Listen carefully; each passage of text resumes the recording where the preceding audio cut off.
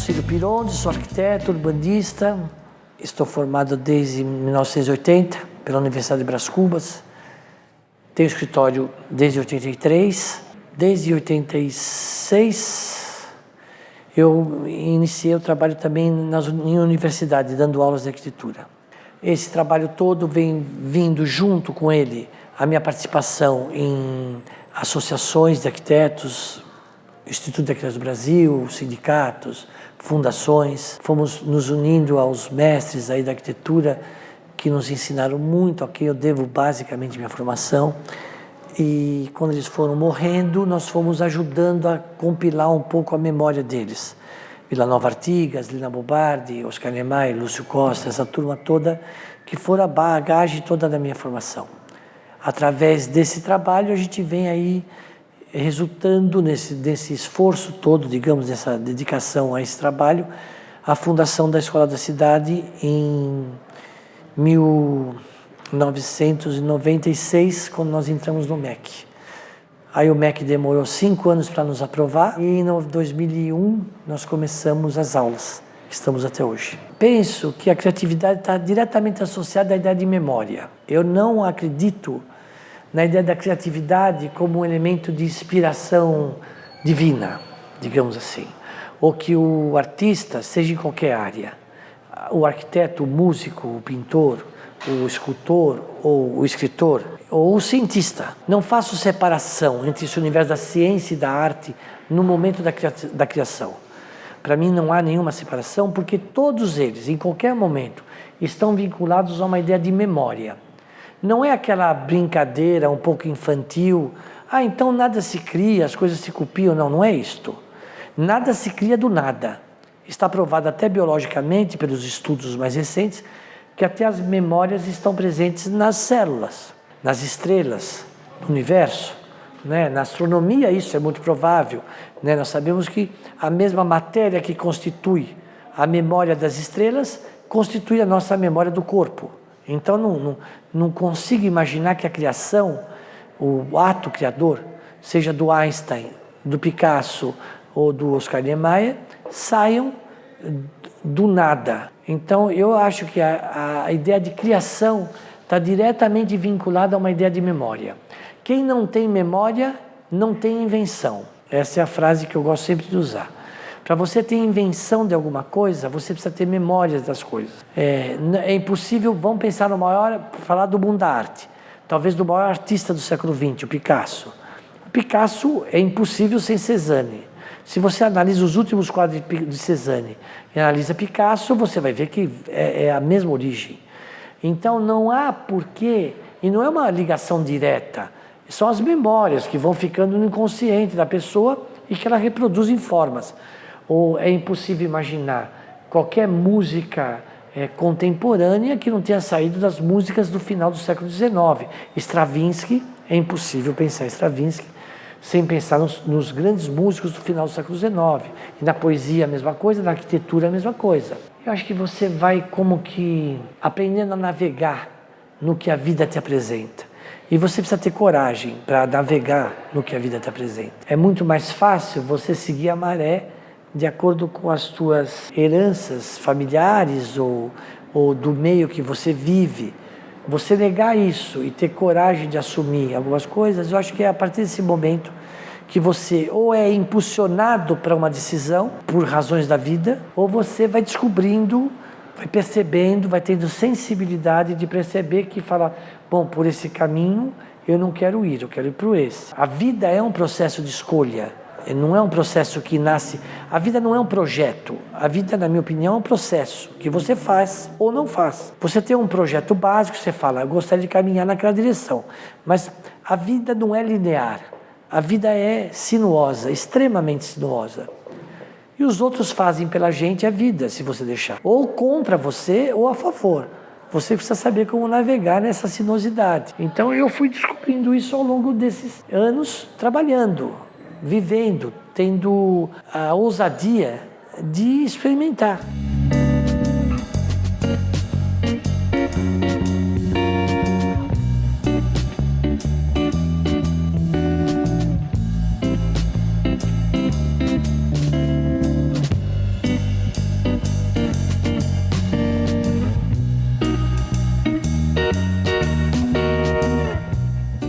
Nós vivemos num mundo atualmente, na minha opinião, que as pessoas necessitam de muitas certezas, de muita segurança para dar qualquer passo. E eu acho que para ir na vida, você tem que ter um pé no ar e um no chão. O do ar é o sonho, o do chão é onde você caminha. Para você caminhar, você faz assim, ó, um no ar e no chão, um no ar e um no chão.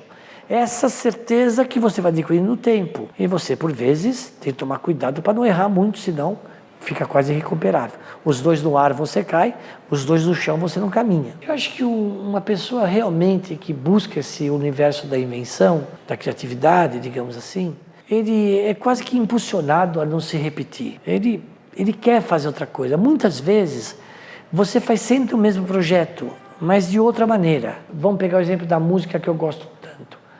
Vamos pegar o Vivaldi. Difícil para ele não foi fazer as 4 estações. O difícil não foi fazer as 4 estações. O difícil foi assumir o tema 4 estações. Aquele é o tema.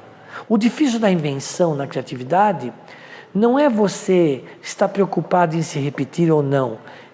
Está na dimensão que você estabelece do tema que você se propõe. O desafio vai ser sempre esse para qualquer ato criativo. Na ciência, eu não acho que para o Einstein foi difícil sair da teoria da relatividade específica para a geral.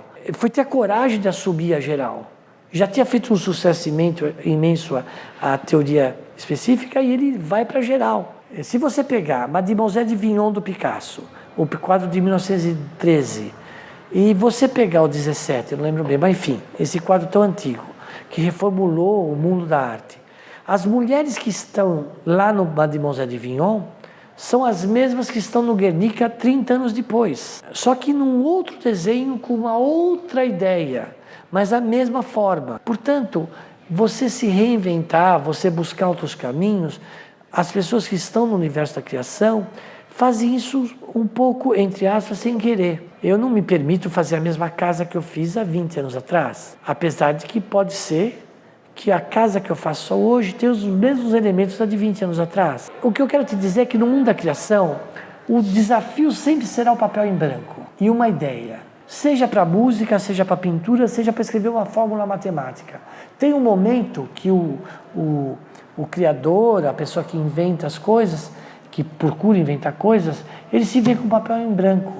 E é ele e o papel. Ninguém pode salvar. Ou ele põe o que ele tem dentro dele, ou ele não põe nada. Então esse é o momento fundamental da criação.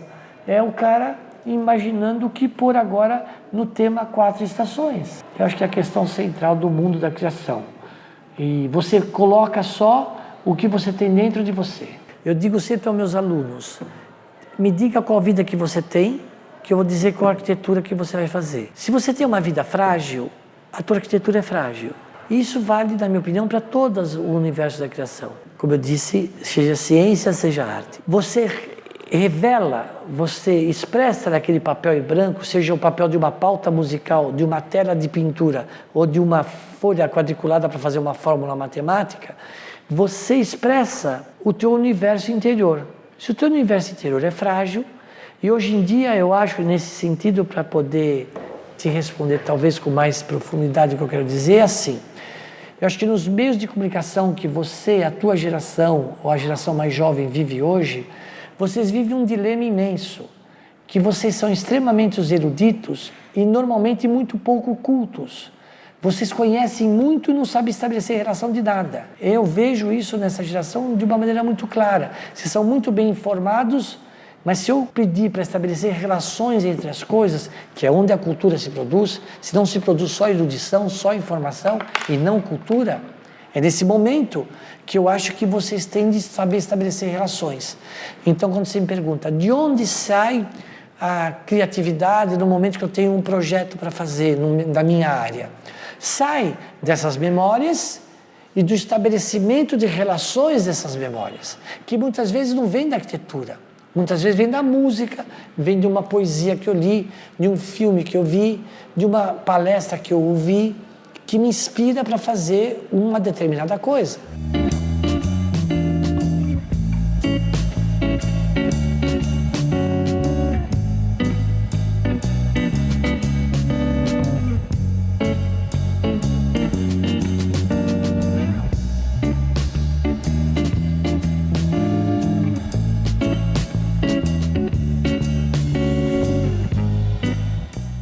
como eu disse, a Lina Bobardi, que foi uma grande arquiteta, que fez o Museu de Arte de São Paulo, ela dizia sempre para a gente assim, tem uma coisa mágica em tudo isso.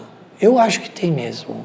É uma transcendência que não é religiosa, não é mística, é uma transcendência. É inegável que você vê um filme do Fellini, você não pode deixar de admitir que ele tem uma transcendência que não é puramente fílmica, não é o objeto do filme. Ele está querendo te dizer outras coisas. E da forma como ele diz, você fica impressionado.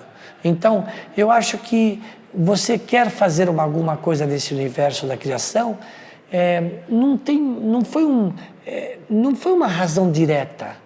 Não é assim, um dia eu disse assim, agora eu vou ser arquiteto. Foi um processo da minha vida, da minha ansiedade interior, que me levou a ficar pensando como se fosse um barco, sabe? O construtor de um barco não está interessado no barco, ele está interessado na viagem. Na verdade, encontra as suas formas de viajar na vida, ou não. A forma que eu encontrei de viajar para expressar o que eu penso sobre a existência humana foi a arquitetura. Outros encontram na pintura, outros na medicina, outros... Enfim, o difícil está em você, não é saber como você encontrou, eu acho, mas é saber se aquilo que você encontrou te traz alegria, te traz prazer. Porque senão, vamos combinar, se for só por uma questão material do dinheiro, você também podia montar um bar e dizer, vou fazer um bar e vou viver. O Kierkegaard é um filósofo existencialista que ele diz assim, qual é a diferença de um cachorro sentado na beira de um bar e de um homem, de um ser humano? Ele fala que o cachorro vive, o homem existe, estabelece relações. Essa é a diferença.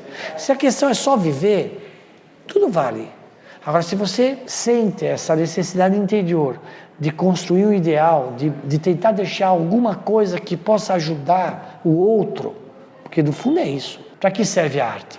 Serve para entender a vida, senão não serve para nada. Né? O Ferreira Goulart um dia perguntaram para ele, por que serve a arte? A arte não serve para nada, ele falou. Mas sem elas, a vida era insuficiente. É isso. Então nós precisamos de tudo isso para nos amparar, para nos ajudar, para sermos um pouco mais generosos e fraternos uns com os outros. É só isso. Senão, não tem sentido nenhum, nada. Eu acho que a arquitetura é essencialmente um discurso sobre a vida humana, os abrigos humanos. E hoje a questão central no mundo, na minha opinião, é a questão do habitar, de onde viver. Nós temos refugiados no mundo inteiro, milhões, né? Se calcula em milhões. Como é que você faz? Então a questão do habitar, do viver na cidade, é a grande questão do século XXI. As manifestações que tiveram em julho agora no Brasil, há 2, 3 anos atrás, que geraram tudo o que a gente está vivendo hoje, se você pensar, foi sobre como produzir uma cidade melhor, para as pessoas viverem, mobilidade, habitação, conforto. Então, eu não tenho dúvida que a arquitetura é um dos instrumentos, uma das formas de linguagem que poderiam deixar a gente viver melhor. Agora, o arquiteto foi colocado numa posição, na maioria das vezes, fruto do erro da educação, como um elemento de luxo. O arquiteto não é um elemento de luxo, não é para fazer casa de burguês rico. Pode fazer também, eu já fiz, todo mundo já fez, mas não precisa fazer só isso.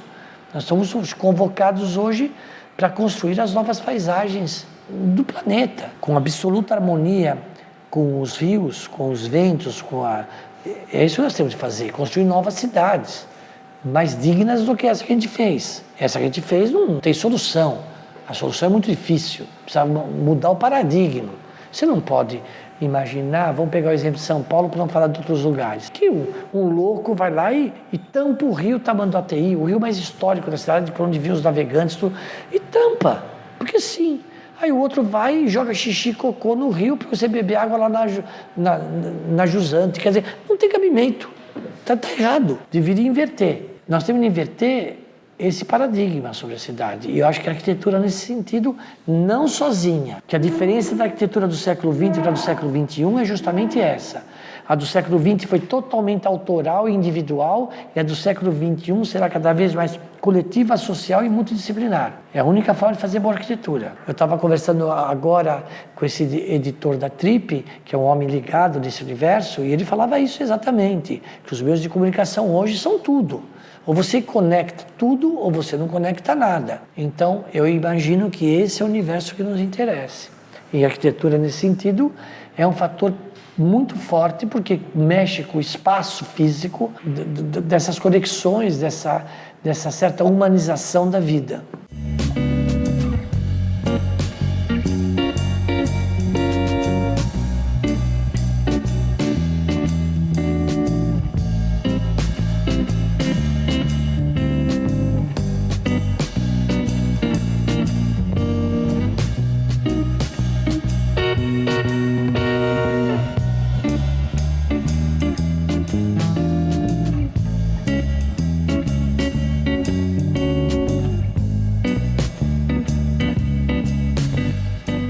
É como se te dissesse assim, você não consegue imaginar um ateliê de um artista ou um laboratório de um cientista que realmente cria com uma coisa absolutamente linear. Eu gosto sempre de citar o exemplo da equipe que ganhou a questão do genoma, a equipe americana. Muito interessante, porque ilustra.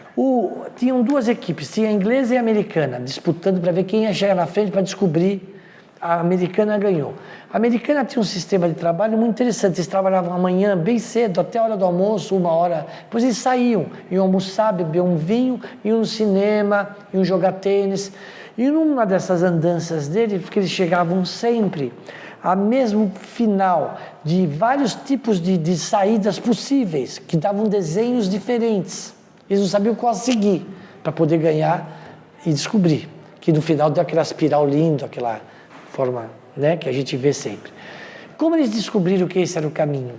Um dia, saindo do cinema, não sei, viram um filme, não sei de quem, muito inspirador, eles falam assim, por que a gente não chama um artista, um professor de estética, um historiador, e para falar para a gente qual é o desenho mais harmonioso desses que a gente apresenta? E foi assim que eles ganharam. Então a ciência, a arte, a harmonia de uma forma com relação a uma questão científica tem muito a ver, não é à toa. Então eu imagino que esses caminhos entre arte e ciência, entre criar essas coisas dessa maneira que você está propondo aí, do ambiente onde você está, tem tudo a ver. Você não pode imaginar que num ambiente muito rígido, muito formal, muito rigoroso sobre o aspecto... não que o artista não deva ser rigoroso, o artista tem de ser rigoroso sim. Não é que vai fumar e tomar 2 uísques que vai fazer arte, vai fazer besteira. Se você fazer uma coisa decente, você na tua área ou na minha, nós temos que estudar muito, o tempo todo estar atento, saber qual é o último aparelho que saiu mais moderno para a gente poder usar. Isso requer estudo, dedicação, rigor. Mas não pode ser uma coisa de um formalismo a tal ponto que iniba a criatividade. Bom, cada um eu acho que tem o seu método, né? Eu tenho uma característica, eu acho que é biológica, que eu durmo muito pouco. Eu acordo muito cedo. Então, eu normalmente faço meus projetos, escrevo os meus textos, se eu pinto algum quadro, alguma coisa, pela manhã, normalmente, bem cedo. Eu me imponho alguns rigores. Eu faço toda manhã uma sequência de ações, quando eu estou com um projeto na cabeça, por exemplo, que me levam a terminar aquele trabalho. Eu não fico jogando ele para frente. Pelo contrário, eu tento fazê-lo e a minha metodologia é normalmente fazer, pendurar numa parede e deixar lá 1 dia, 2, 3, uma semana e eu ficava passando e olhando aquilo para ver se... Aí volto outra vez, redesenho, ajusto. Quando eu tenho esse tempo e procuro sempre me dar esse tempo, essa é a metodologia que eu sigo normalmente. Então, eu tenho um cotidiano que, apesar de ser extremamente díspare, digamos assim, em muita coisa, mas é extremamente rigoroso comigo mesmo. Eu sigo uma determinada sequência de atos. Eu aprendi isso com meus mestres. Eu gosto sempre de lembrar. Eu tenho um livro do Picasso, do único fotógrafo que ele permitiu entrar na casa que ele morou no final já, lá na França. E ele fala do rigor dele. Toda manhã ele acordava e a primeira coisa que ele fazia era dar comida aos pombos. Depois ele começava a pintar, ele tomava café, aí depois ele ia pintar. Quando ele ia pintar, ele ia sozinho. E ele pintava em vários lugares de um grande palácio que ele vivia lá, uma grande casa. no sul da França, e em horários diferentes do Sol, em quartos diferentes, de acordo com a luz. É uma metodologia. Eu acho que não existe um rigor absoluto. Sem método, acho que ninguém faz nada. Nem o Pollock, quando jogava tinta na tela, no chão ou na parede que ele pendurava, ele fazia aquilo arbitrariamente. Ele fazia pensando no gesto e como ele ia fazer. Que funciona. É uma questão, como diz assim, eu já tenho uma vida tão intensa internamente, tudo que eu penso e faço, eu quero dizer, um artista aí em geral, né? Aí o cara fala assim, bom, se eu não tiver um mínimo de rigor, eu vou me perder. E o que acontece muito. Aliás, eu quero dizer isso com muita clareza. Eu vejo no meu universo da arquitetura estudantes ou amigos meus que se formaram comigo de um poder de criação imenso, mas sem nenhum poder de realização. Se perdem no meio do caminho, porque não conseguem realizar nada. É tal grau de invenção e de aflição que você se não tomar cuidado, você se mata. Você tem de respirar fundo, falar bom. E outra coisa, no mundo da criação, o mais importante não é saber fazer, é saber o que não fazer. É muito mais difícil do que saber o que fazer. Nós somos criados para termos, por causa do mundo que a gente vive, da criação, de termos ideias. Eu costumo brincar, por vezes é necessário tomar uma aspirina e esperar meia hora. Senão o cara não para de ter ideia o tempo todo, não consegue realizar nenhuma. É melhor ter uma boa ideia do que 10. Uma já é quase insuportável, 10 o cara se mata. Então eu acho que esse é o rigor que você está falando, do método. É necessário sim, todos tiveram, e sem exceção. Eu vejo nos grandes mestres de arquitetura que eu tive a sorte de conhecer, todos eles têm o rigor na hora de fazer o trabalho. Eu vou falar os 2 últimos que eu estou fazendo, que estão me marcando muito, que é, eu estou trabalhando com uma comunidade de pescadores do sul do Espírito Santo, estou fazendo uma escola náutica e um terminal de pesca para eles. 386 famílias, que agora o prefeito encampou, começou a obra. Eu estou muito entusiasmado porque são 2 famílias de pescadores inicialmente, que fazem barcos embaixo de uma castanheira, na praia. O único elemento que eles têm elétrico é uma serra de disco de mesa. O resto tudo é manual. Eu me encantei com isso, fui lá com eles e agora estamos fazendo, para minha alegria, está começando a obra. É a escola e o terminal de pesca. Esse é um projeto que está marcando muito minha vida hoje. E o outro que eu gosto sempre de lembrar são trabalhos que eu faço normalmente com comunidades muito carentes. Por exemplo, o plano diretor de Paraisópolis foi uma coisa que marcou muito minha vida. Trabalhar com aquela comunidade de 6 anos foi uma coisa forte para mim. De ver aquilo melhorar, as habitações, o Albert Einstein fazer lá um centro de médico, o pavilhão que a gente fez lá dentro. Esse tipo de trabalho me entusiasma demais. É onde a arquitetura pode melhor se expressar.